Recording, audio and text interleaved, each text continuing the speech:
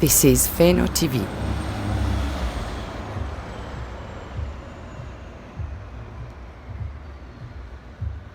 Everywhere, everywhere. De toutes parts, partout.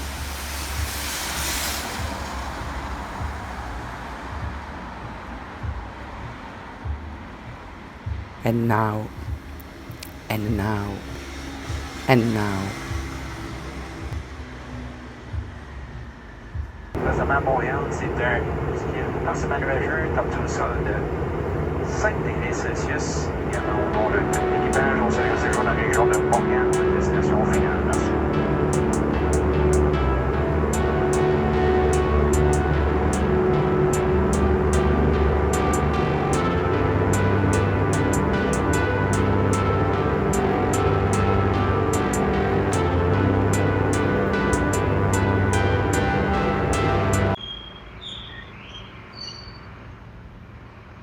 E ora, e ora, e ora.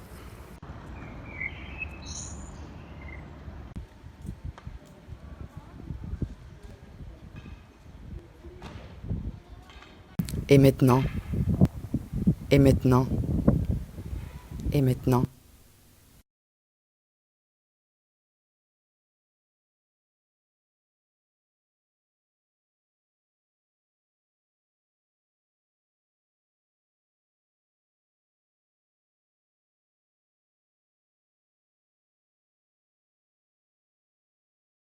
Don't like, don't subscribe, don't even view. Ne likez pas, ne vous abonnez pas, ne voyez même pas. Non fate like, non abbonatevi, non guardate nemmeno.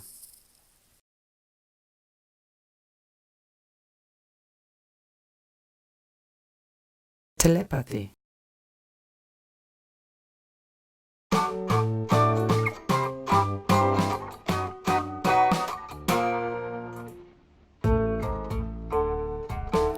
This is Feno TV.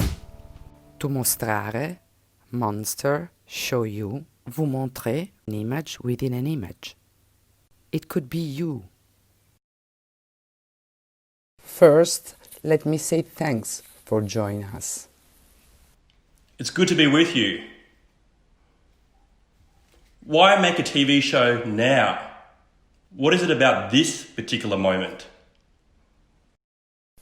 We are looking for another vector to get to you, to show what we already know and how we share in that.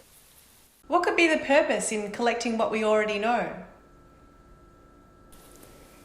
It's more a question of how what we think is produced and in what way we do that together.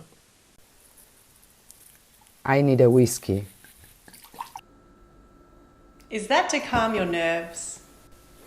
No, it's to bring me into the present and to protect me from it.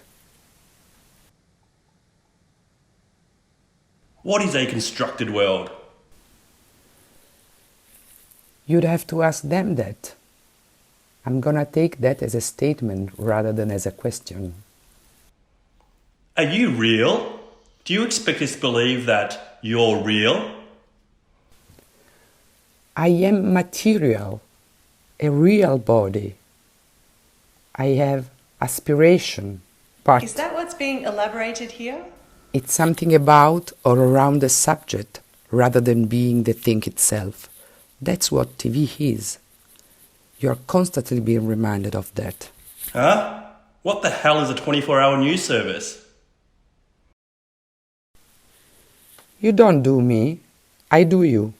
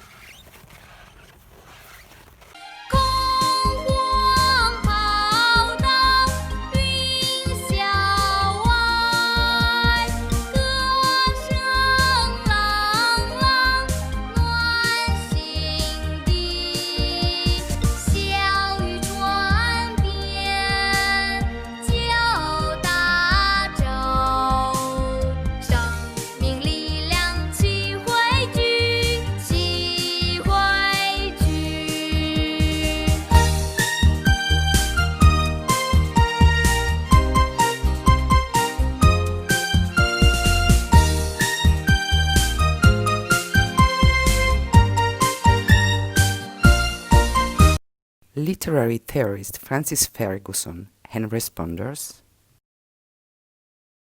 How you can capture actions and make them seem as if they are ready to hand now, though they weren't there before.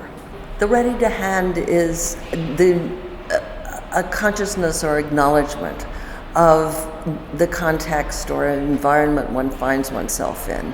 And all the things I'm interested in education, in aesthetics, in pornography, really have to do with ways of squeezing that context so as to produce the possibility of experiences that can themselves be made ready to hand. The ready to hand is an acknowledgement of your environment, the context you're in. Pornography? No. No, not pornography.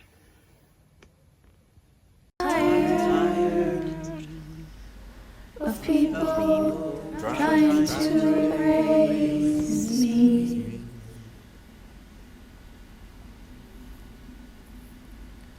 I'm tired of people trying to erase me.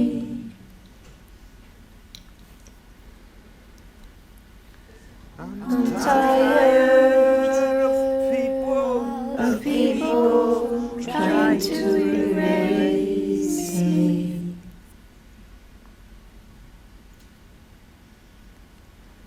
I'm tired of people trying to erase me.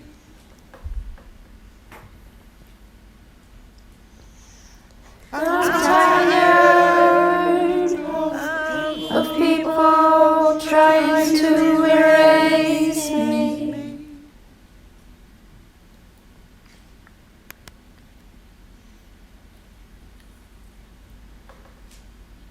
People trying to erase me.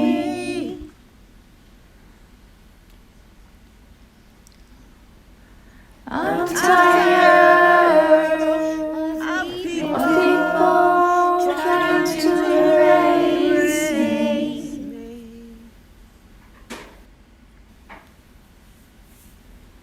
I'm tired of people trying to erase me.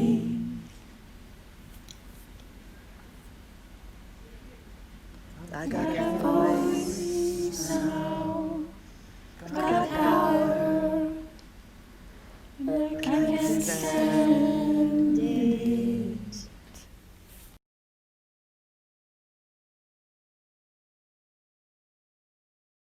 Use a disembodied voice.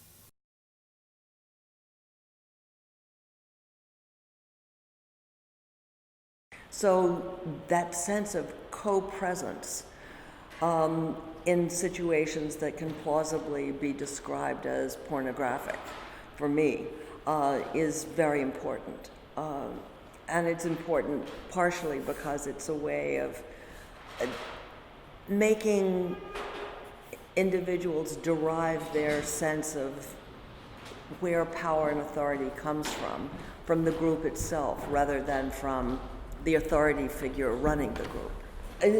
The co-presence of persons in pornography like SODS is absolutely essential.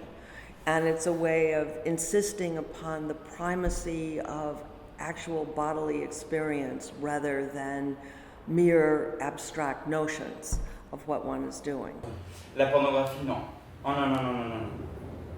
Bonjour, nous sommes sur Philo TV et aujourd'hui deux petites choses, une petite recette rapide une petite recette italienne, et ensuite de ça nous parlerons un peu, puisque nous sommes sur Philo TV, nous parlerons un peu de phénoménologie, sur les questions d'actualité, phénoménologie de la peur, et puis on essaiera de parler d'un truc autour de la viralité dans un deuxième temps. Alors premier temps, recette pastanchio. Pastanchio est une spécialité sicilienne, spécialité extrêmement simple. Pasta asciutta, pâte sèche, une petite sauce très rapide avec 2-3 éléments très simples. On en reparlera tout à l'heure. C'est une pâte qui se fait pendant le temps de la cuisson, c'est-à-dire l'eau chauffe, les pâtes cuisent, la sauce se fait. Alors, vous avez besoin pour ça d'une padella, une grande poêle, dans laquelle on va y mettre l'huile d'olive, on va y mettre des anchois à l'huile qui vont fondre, évidemment. On va y mettre quelques capres au sel, quelques raisins secs, et on va y mettre deux choses importantes, origan sec. Si vous avez du frais, c'est bien, mais origan sec, c'est très bien. Une pincée de sel peu, parce que les capres sont salés. Et surtout, le plus important, la mentuccia alla nepitella, qui est une petite plante sauvage qui se récolte un peu partout en été et en Italie. Ça, vous mettez ça sur le feu. On va faire fondre légèrement, et ensuite de ça, on y rajoutera une demi-boîte de tomates.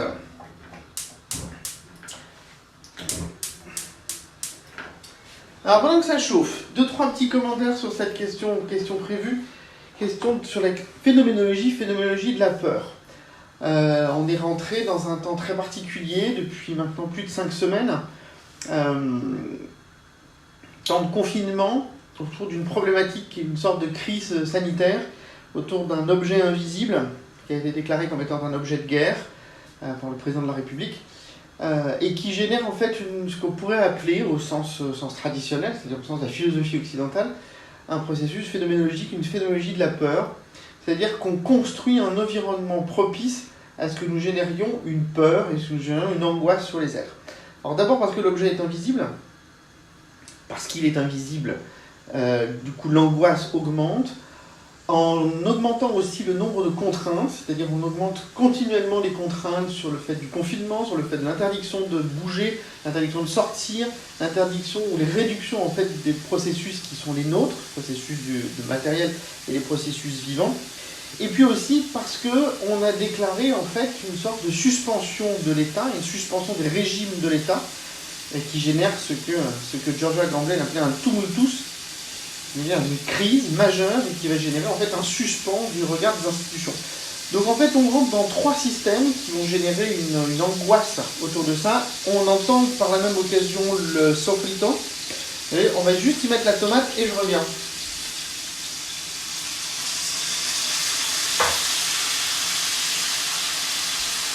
Donc 3 éléments autour de cette phénoménologie de la peur, une phénoménologie qui est donc propre à un objet invisible, une peur propre à un objet invisible, une peur qui est liée en fait à une réduction de tout ce qui appartient à notre vivant et à notre vivant sensible, et enfin une augmentation sidérante des régimes politiques de la contrainte, et donc une réduction considérable de nos processus politiques.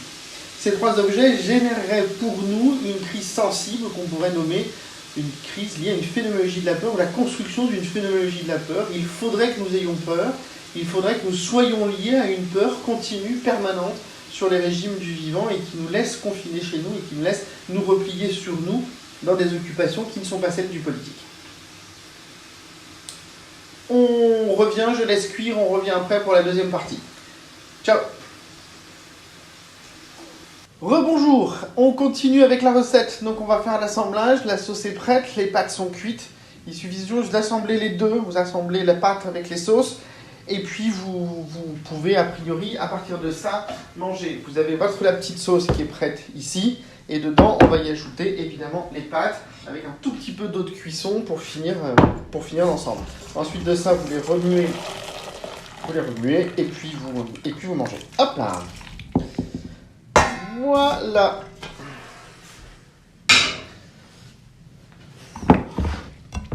Et la pasta anchera est prête. Juste petite précision, pasta anchera se mange absolument sans fromage.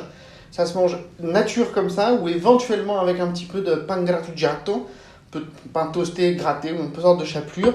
Rien de plus. Moi, je le préconise de le manger directement comme ça, en rajoutant éventuellement un filet d'huile d'olive, et éventuellement quelques petites pluches de nepidelle. Alors, je mets ça de côté et on continue. Deuxième petit commentaire pour Phino TV sur cette question de la viralité. Je l'avais annoncé, j'avais dit on parlerait de 2 choses, donc phénoménologie de la peur et quelque chose autour d'une phénoménologie de la viralité. Le problème en fait il est situé sur un truc assez étrange aujourd'hui, c'est qu'on est face à cet objet dont on a parlé tout à l'heure, une espèce d'objet invisible et inconnu, qu'on nomme un virus, on sait très précisément qu'un virus est a priori quelque chose qui n'est pas exactement un être vivant. C'est une structure qui a besoin en fait d'un hôte pour pouvoir exister. C'est-à-dire à partir du moment où il se capte sur un hôte, qu'il peut exister et se modifier. Il y a tout un processus qu'on appelle le processus de la viralité, qui est cette existence en fait qui suppose en fait qu'un autre extérieur puisse donner forme ou donner une existence particulière à ce qui est en cours. Alors, ce qui me semble intéressant aujourd'hui, il y a plusieurs théoriciens qui ont commencé à travailler sur cette question. On travaille beaucoup sur cette question de la viralité. La viralité est un processus qui est en fait pas complètement idiot. C'est un processus qui est assez proche de nos manières avec lesquelles nous existons. Une manière en fait d'aller chercher quelqu'un d'autre, une altérité, un hôte, à partir duquel quelque chose va pouvoir émerger, quelque chose va pouvoir se partager. Alors évidemment, nous, c'est entre des êtres qui sont vivants. Moi, ce qui m'intéresse, c'est de considérer que a été déterminé comme étant l'ennemi, une forme particulière qui est cette forme du virus, et qui appartiendrait à ce qu'on appelle cette viralité. Or, il semblerait que le politique est aujourd'hui une sorte d'exécration très profonde, une détestation ou une angoisse très forte et très profonde de ce que serait ce principe de la viralité, c'est-à-dire la nécessité que nous devions aller vers d'autres, la nécessité que nous ayons besoin de l'autre pour pouvoir exister et coexister. C'est ce principe étrange d'une coexistence qui est en train d'être coupée ou suspendue, à la fois par la question du confinement, mais aussi par cette question assez étrange que dans plus en plus de pays, l'Allemagne par exemple, est en train d'imaginer la fermeture pendant 18 mois de ces lieux publics, enfin de ces lieux de concert et de ces grands lieux publics. Donc quelque chose en fait qui est en train de réduire cette coexistentialité ou la nécessaire coexistentialité et qui serait propre au processus artistique. Donc moi, ce qui me semble être appartenir à cette fabrique de cette phénoménologie de la peur est une fabrique d'une peur ou d'une terreur de ces manières propres qui sont les nôtres, avec lesquelles en fait nous avons besoin nécessairement du processus de viralité pour pouvoir exister, pour pouvoir créer. Donc c'est juste ça, tenir en compte deux choses, que d'une part on construit une idéologie de la peur, c'est une construction qui est structurelle, fondatrice, et qui est extrêmement problématique, et que de l'autre côté, cette peur, elle est construite sur un régime très particulier, qui est la détestation en fait du mode propre du vivant, et du mode propre que le vivant a besoin en fait d'une coexistence, d'une coexistentialité avec d'autres êtres et d'autres espaces.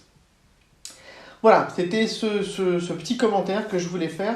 Donc à la fois présenter cette recette qu'est la pasta chiova, spécialité sicilienne, et faire ce double commentaire sur une phénoménologie de la peur, construction de cette phénoménologie de la peur idéologique, et une phénoménologie de la viralité qui est une sorte de relation très angoissée au pouvoir, à la puissance et à la gouvernance. Merci Phéno TV. Ciao.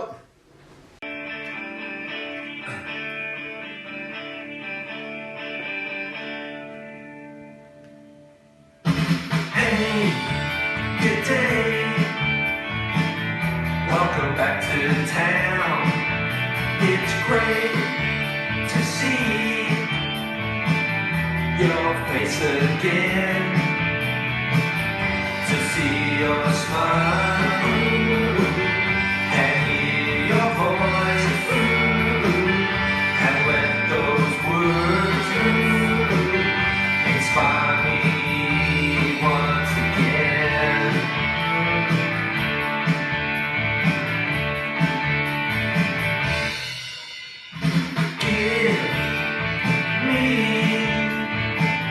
Give me a hug and tell me what you're thinking, to see your smile and hear your voice, and let those words inspire me once again.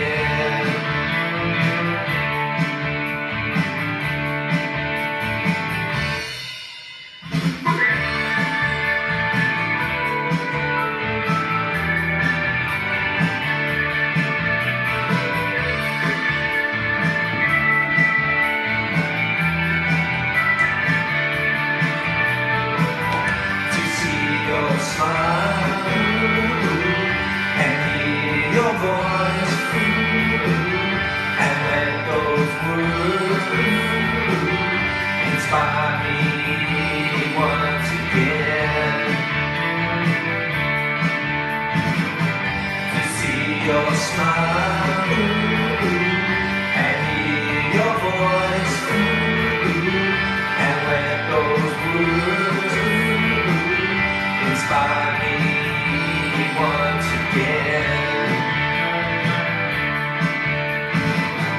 Inspire me, inspire me, inspire me once again. Inspire me once again. Inspire me once again.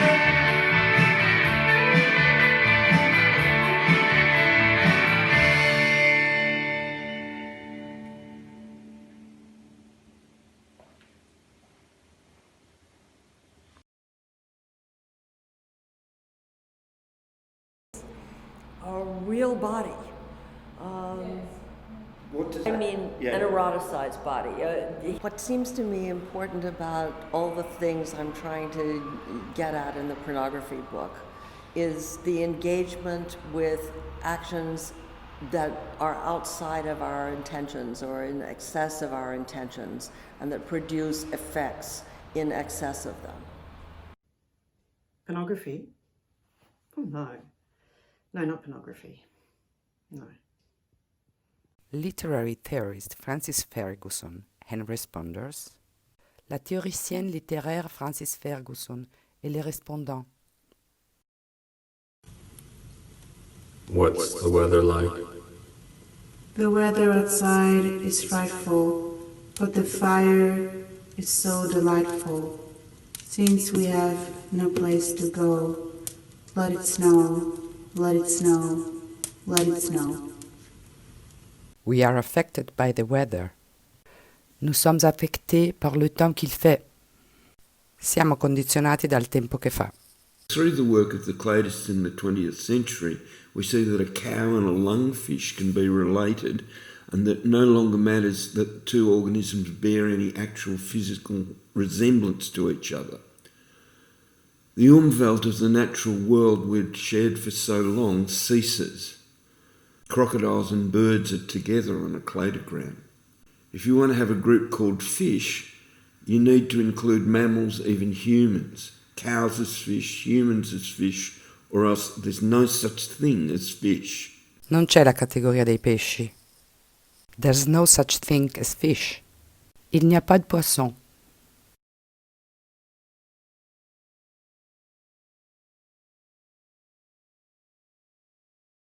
The presenter.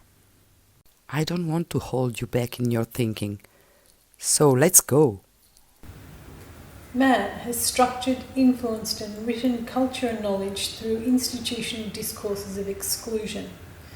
Who speaks, what can be said, who it's delivered to and where. The post-human, after-human, shows that we are in crisis, what it means to be human and why we no longer accept this as the dominant paradigm. Human has never been a neutral category. We're not all human in the same way. These discourses continue to represent fewer and fewer people, basically excluding so much that is not white European male. Race is an invention of Karl Linnaeus's categorisation, a residue of outdated essentialist and hierarchical thinking. Linnaeus's still current subdivisions, devised in the 1730s, prevail. Homo sapien americanus, Homo africanus, Homo europaeus, and Homo asiaticus. Such was the knowledge of nature at the time, but Linnaeus also included the categories Homo monstrosus, including exotic people, and Homo ferus, wild man. What this means is complex and requires a larger and more serious conversation than we might have here. Certainly there is a lot of anxiety attached to how we speak, what we say and what we mean. Most of us are aware of how we speak individually, subliminally and materially that is being fed back to us via our own contributions to algorithmic data collection, what we freely provide through Facebook, Instagram and WhatsApp. What do we do to alleviate anxiety? Most likely consume. So we're in a moment of convergence of the post-human, post-anthropos, transhuman, and so on. What this convergence brings into question is the idea of the human, and that human no longer represents or describes most of us or the conditions under which we live.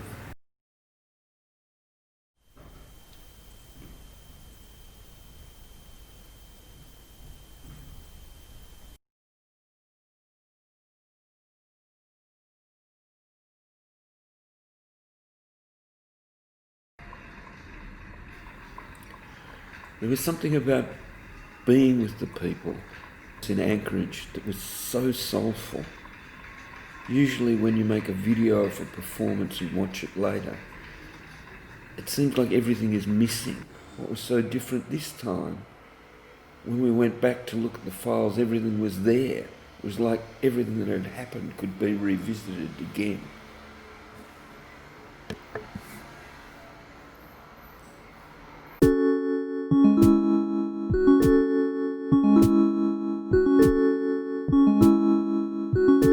The next episode of Pheno TV will be around the concept of liveness.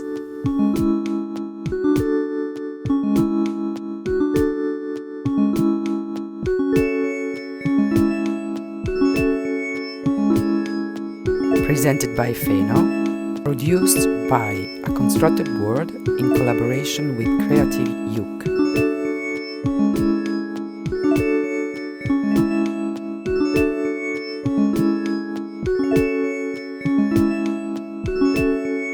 Ask him a question, interview him.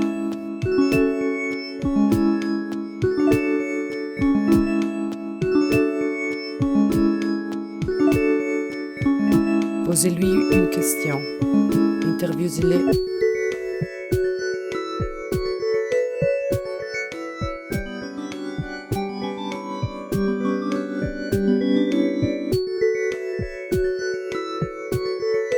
Ponetegli una domanda, intervistatelo.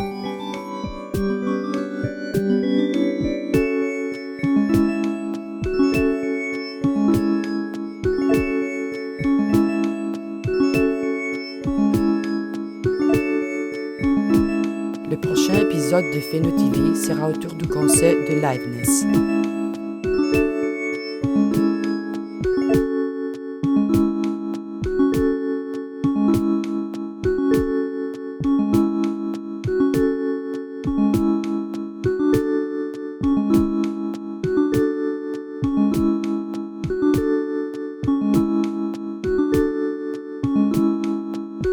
Talk to him by telepathy.